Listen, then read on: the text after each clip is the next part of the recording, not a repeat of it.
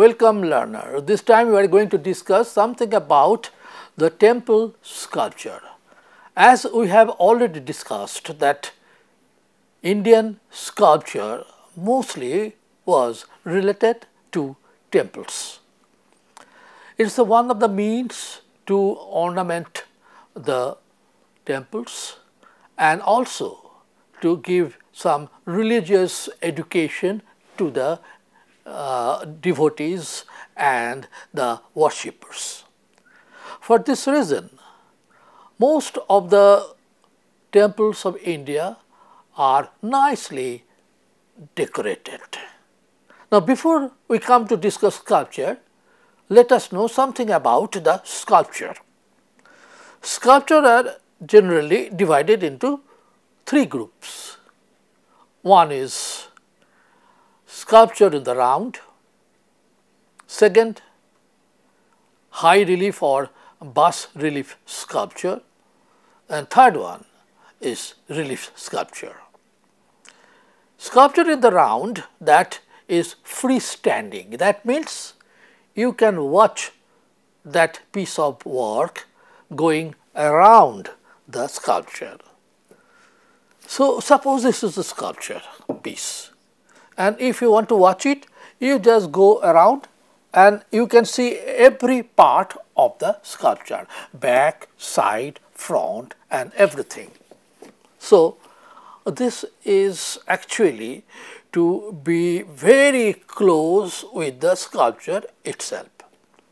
Second one is bas relief or high relief. In this case, the sculptures are protruding much from the surface of the wall. That means they are almost out of the wall, except it is clinging some part in the back side with the wall. In fact, most of the Indian temple sculptures are bas relief in character.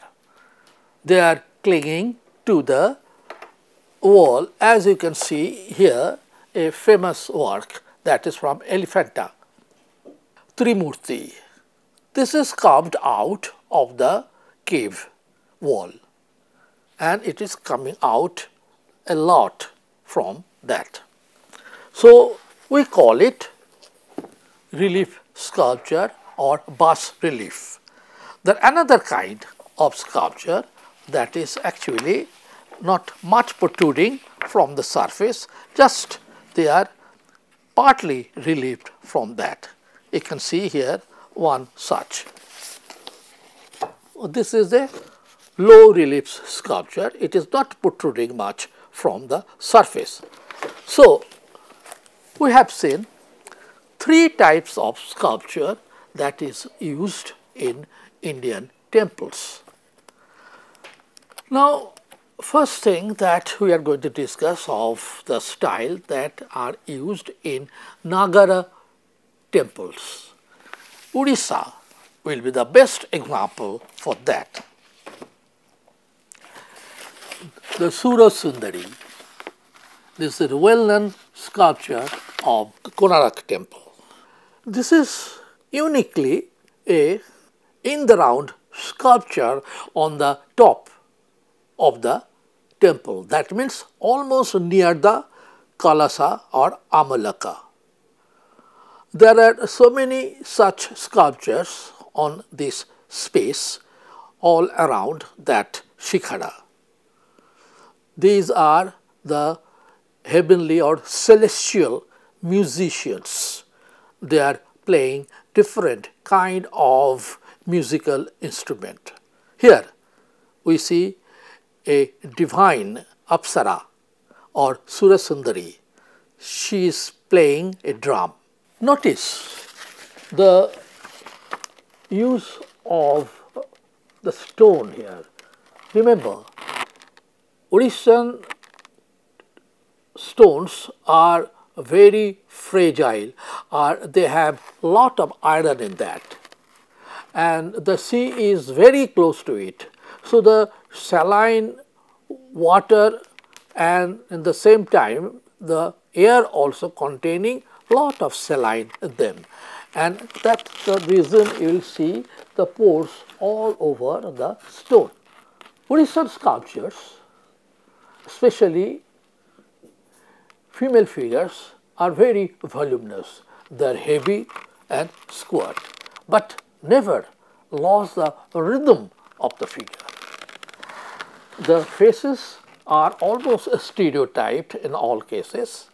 There are not much expression in the face, but they are pleasant and smiling. All the faces are equally have same kind of expression.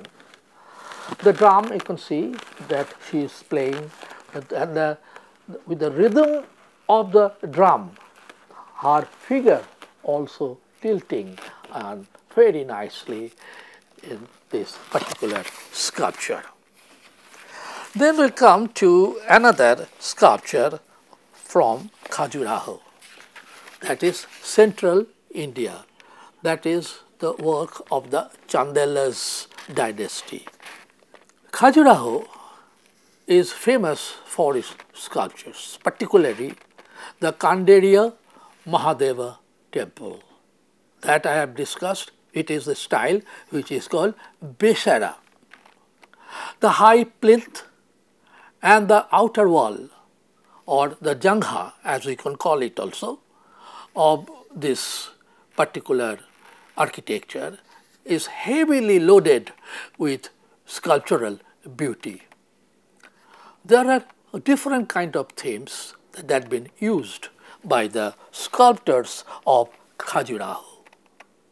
There are secular themes, means the everyday life of the common people. There are royal themes, there are the themes around the court of the kings, and different kind of gods and goddesses. And most famous Khajuraho is for its erotic sculptures. In any case, so the sculptural style is extremely beautiful, and in the same time the rhythm of the carving is also amazing. Here is such an example you could see. See how the artist has used the rhythm of the figure like a creeper, as if it is not a human being, but a creeper is gradually growing towards the upside. And you can see in the same time that artists had taken a lot of artist freedom. If we want to judge it in terms of Western physiological nature, then it will be seem to be very wrong. But artist didn't care. His utmost aim is just squeeze out the beauty of the female figure, not the representation of the realistic appearance of the female figure. So here we will see that how they have abstracted, how they have geometrically formed the human figure in this case. Again we will see one of the very famous sculpture from Rashtrakuta period. Elephanta, just few kilometers away from the mainland of Mumbai, a very small island. There are few caves. In that caves, you will find so many sculptures, almost like that of Ellora or Ajanta. Rashtrakutas, they are great lover of art and architecture. And here you see, being Shaivatic by religion, they dedicated almost all the temples and art to Shiva. Elephanta is very famous for Shaivatic art. Here also you see a very beautiful sculpture that is called Kalyana Sundara Murti. That is the scene of the marriage of Shiva with Parvati. Nonetheless, one of the most famous sculptures of Elephanta is Trimurti or Mahesh. We have seen Indian sculptors have exploited female beauty more aesthetically and in the same time quite attractively, if not sexually. But their many works are completely related to philosophical exploitation. Indian philosophy is expressed through many of its sculptures, and one of them is Mahesha or Trimurti. In our mythology, it is said God have three functions: creation, protection and destruction. Srishti, Sthiti and Laya. Creation is one of the first aspects of human life, and God Brahma is supposed to be the functional personality for Srishti. The second is protection. To create is not enough. Mother gives birth to the child, and after that she takes care of that. Bringing the child up is one of the most important duty of mother. In the same way, Brahma's creation is not enough. To protect it is very important. This job is given to Vishnu, who takes care of the humanity and the world and everything. He protects everything from all kind of disasters. The third is Lay, destruction. Why we need destruction? Unwanted, evil, bad omens are to be destroyed to give new way of life. So, time to time it is very important to eliminate all those elements, and that is the job of Shiva. In his Tandava Nritya, which we will discuss later, how he actually trampled the evil under his foot and gave protection to the believers and devotees. So appears the Trimurti. Notice there is three faces.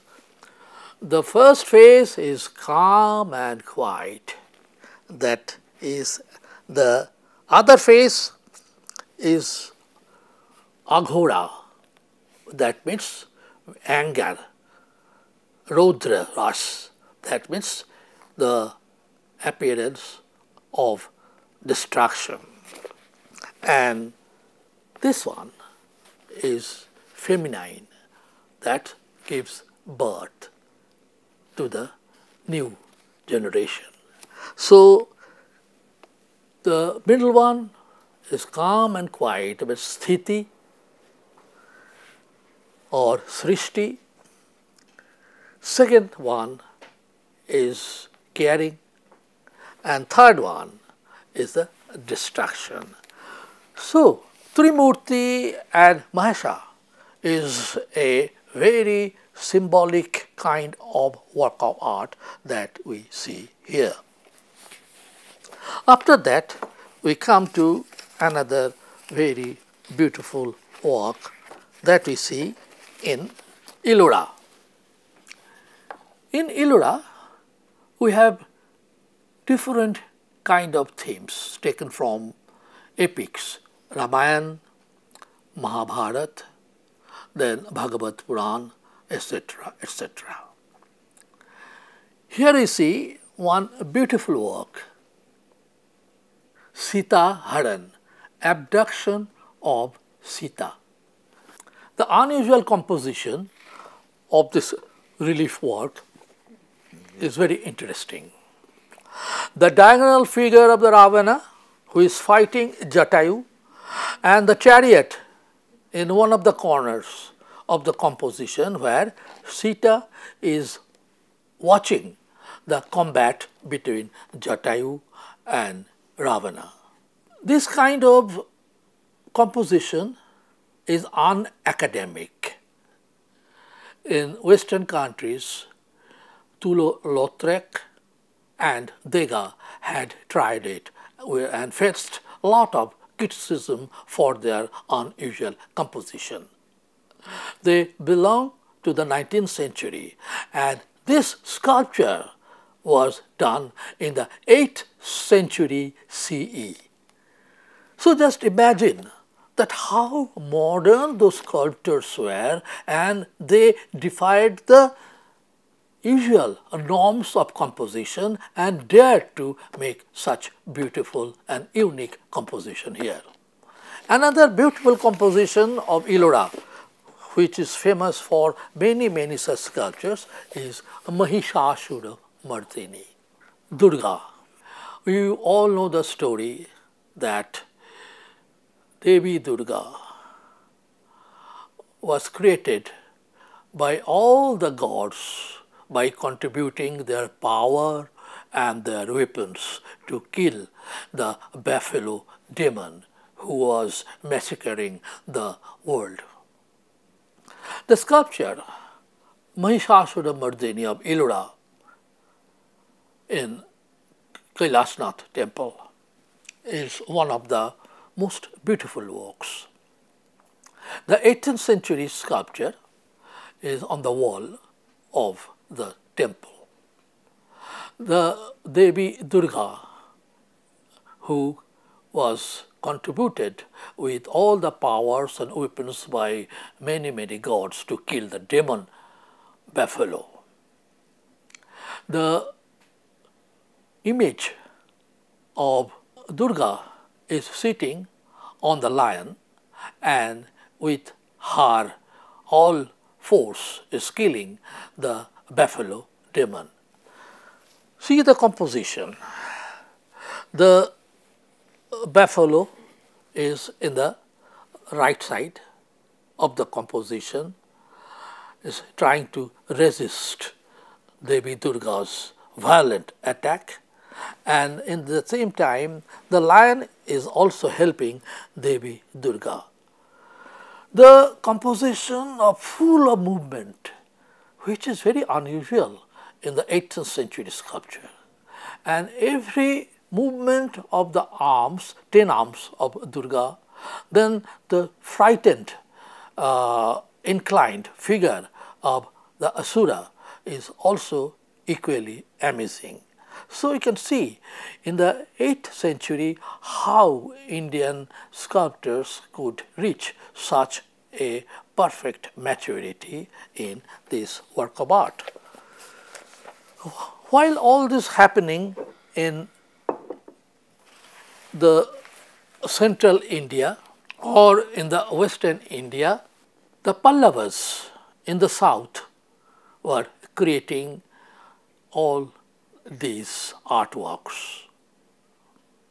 The Pancharath, which already we have discussed. Oh, bolbo na. Eta kono temple na. আমি বলবো কি বলছিলাম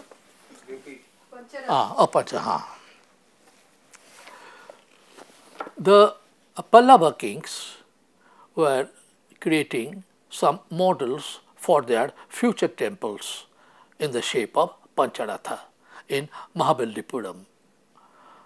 Just few kilometers from this site, there is a temple-like structure which they call mandapa. There is no actually any temple as such, there is no biman, only the mandapa. The three walls of the mandapa, because it is open on the front side totally. In one side, the left side of the mandapa, there is the beautiful sculpture that we will discuss already. And again in the middle of the mandapa and the Pancharatha, there is a huge boulder, and this boulder is beautifully curved with low relief sculptures. You can see here. Now, the scholars have different opinion about the identification of the theme. There are some opinion that it is actually Ganga Avatarana, and others think it is Arjuna's penance. Now, I will ask you learner to judge whether it is Ganga Avataran or it is Arjuna's penance. Before that, I give you some part of the stories. For Arjuna's penance, most probably you know in Mahabharata, when they were in the jungle in exile, Arjuna was asked by Dharmaraj Yudhishthira to find some weapon. For this reason, he ventured alone in the jungle to find the weapons and started meditating to get the Pashupat weapon, a dangerous missile of Shiva. And in the course of his meditation, all of a sudden, a kirat or a hunter appeared, and in the same time, Arjuna and the hunter threw arrows to kill a boar. And the boar was dead with 2 arrows on it. Kirat, he is also actually demanding that it is his prey. At the same time, Arjuna also claiming that it is his own arrow that killed the boar. Though they started fighting. But when Arjuna threw his arrows, it turned into a garland and falling on the feet of the kirat or the hunter. Then Arjuna realized that is not actually a kirat but Shiva himself. And so Shiva was pleased with Arjuna and gave the boon of the Pashupat weapon. This is the story. Now, the reason to identify it as Kirat Arjuna, there a figure in a meditating pose. You can see a sadhu like figure is meditating in a yogic posture, and just few steps that side there is another figure is in the form of a hunter. So that is the reason for the figure of the saint or the sadhu and the kirat, the hunter, it is recognized as Arjuna's penance. The other story, that when Bhagirath brought down Ganga from the jata of Shiva to give life to his ancestors, is known as Ganga Avataran or the descent of Ganges. Here a fissure through which water flows, and there are some figures which are identified as Bhagirath. In any case, just composition is crowded with so many figures. The typical elongated forms of the figures, that was speciality of the Pallava style, and the movement of figures and the other animals. This is an interesting, lot of animals figures are used in this particular figure. Fish, elephant, deer, snakes, and all these animals are here. So this is a beautiful composition from the Pallava period. After that, we come to one of the most intricate carving in Indian sculptures are from Hoysala, 11th century near Karnataka. The Hoysala kings, they built many temples of Vishnu or Krishna. The Someswara temple is very famous for that. Hoysalas, they use a kind of stone. When it is quarried, it is very soft, but it gradually becomes hard. So, when it is soft, it is very easy to carve intricate designs. The Karnataka area is also famous for ivories in those days, and there are a lot of craftsmen who is a master in carving ivories. The intricate subtle incision on ivories had been transferred on the soft stone of Karnataka during Hoysala period. And this experience of carving ivory they used for carving the stone. So, you see, just see intricate carving, every bead, every hairline so minutely carved by these sculptors. This is an image of dancing Saraswati. The beautiful design all around, the carving of the jewelries, the tassels, everything is wonderfully exercised by these sculptors. But scholars believe this is the beginning of decadence of Indian sculpture. The sculpture belonged to Halebid temple in Hoysala period. The designs and intricate carvings are the reason for which scholars believe it is the decadent period of Indian art. Why? When artists start the aesthetic quality, they prone to be more and more ornamental. According to scholar, Hoysala art is the beginning of the decadence of Indian art, because the artists try to cover their aesthetic quality by adding a lot of ornamentation and decoration. The overcrowded designing and use of all these decorative qualities actually covered the human body's special kind of aesthetic expression. In contrast to Gupta age, just remember the famous sculpture of Sarnath Buddha. Without any ornamentation, it expresses the spiritual quality.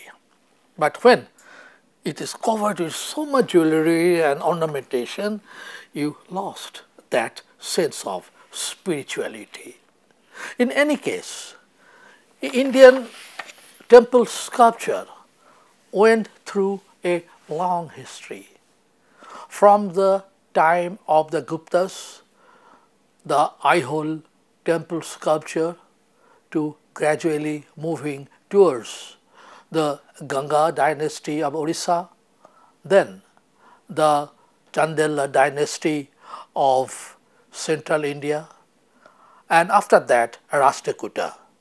And in this side, Pallavas, Cholas and Hoysalas, they excels in the beauty of ancient Indian sculptures.